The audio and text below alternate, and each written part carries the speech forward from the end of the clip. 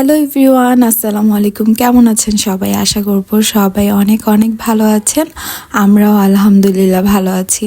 তো এই ব্লগটা আমার ঈদের পরের দিন করা ছিল মনে হয়। আপলোড করব বলে আর ভয়েস ওভার দেওয়াও হচ্ছে না, আপলোড করাও হচ্ছে না।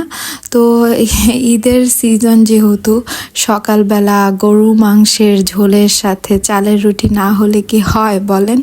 তো সকালে উঠেই আমি চালের রুটি নিলাম আর হচ্ছে গরু মাংসর ঝোল বা গরু মাংস তরকারিটা নিলাম আর কি। তো অনেকে হচ্ছে খালি একটা চালের রুটিও খায় একদম বানিয়ে, বাট আমরা হচ্ছে এরকম করে ঈদের আগের দিন বানিয়ে রেখে দিই, দেন পরের দিন হচ্ছে 2-3টা একসাথে একটু পানিতে ভিজিয়ে আমরা একটু সেঁকে নেই। এটা যে কি পরিমাণ মজা যা বলে বোঝানো যাবে না। এটা আমার অনেক পছন্দের একটা খাবার। তো এদিক দিয়ে একটু কফি নিয়ে ছাদে চলে আসলাম। ওয়েদারটা তো ঈদের পরপর অনেক ভালো ছিল, আপনারা তো জানেনই। একদম ঠান্ডা ওয়েদারটা, আসলেই খুবই ভালো ছিল। এদিক দিয়ে আবার জানালার কাছে চলে আসলাম। এসে দেখি একজন তার ছাগলগুলোকে ঘাস খেতে নিয়ে আসলো। দেখে অনেক ভালো লাগতেছিল, কিউট লাগতেছিল। এখানে কয়টা ছাগল বলেন তো? দেখলে মনে হচ্ছে যে অনেক কম ছাগল, বাট গুণে দেখা যায় 20-21টার মতো ছিল। তো এখন এটা হচ্ছে সবার এখন রেগুলার লাইফ। আর দুপুরবেলা মাংস, সকালবেলা মাংস, রাতেও মাংস। তো আমি একটু কলিজা ভুনা ছিল, মগজ ভাজি, গরু মাংস নিয়ে একটু পোলাও রান্না করে নিয়েছি। তো দুপুরের খাবারটা আমরা সেরে নিলাম। তো আজকে হচ্ছে একটু বিকেলবেলা সবার জন্য একটু নাস্তা বানাবো, তো সেটারই প্রিপারেশন নিচ্ছি। নাস্তা মানে কি, সবাই একটু ছাদে আসলে আড্ডা দিব, তখন হচ্ছে আমি একটু সবার জন্য নুডলস রান্না করে নিচ্ছি। একদম সিম্পলভাবে সবজি টবজি ছাড়া যেই নুডলসটা রান্না করে, আজকে খুব সেটা খেতে ইচ্ছে করতেছে, তাই ওইটাই সবার জন্য রান্না করতেছি।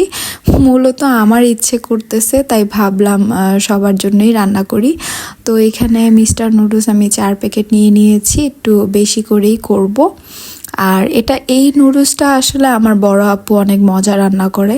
ওর এই সিম্পল এই নুডলস রান্নাটা খুব ভালো লাগে। আমি একটু ভেজিটেবল বা অনেক কিছু দিয়ে রান্না করতে পছন্দ করি, বাট আজকে বড় আপুর মজার এই নুডলসটা খেতে ইচ্ছে করতেছিল, তাই ভাবলাম আমি একটু রান্না করে ফেলি।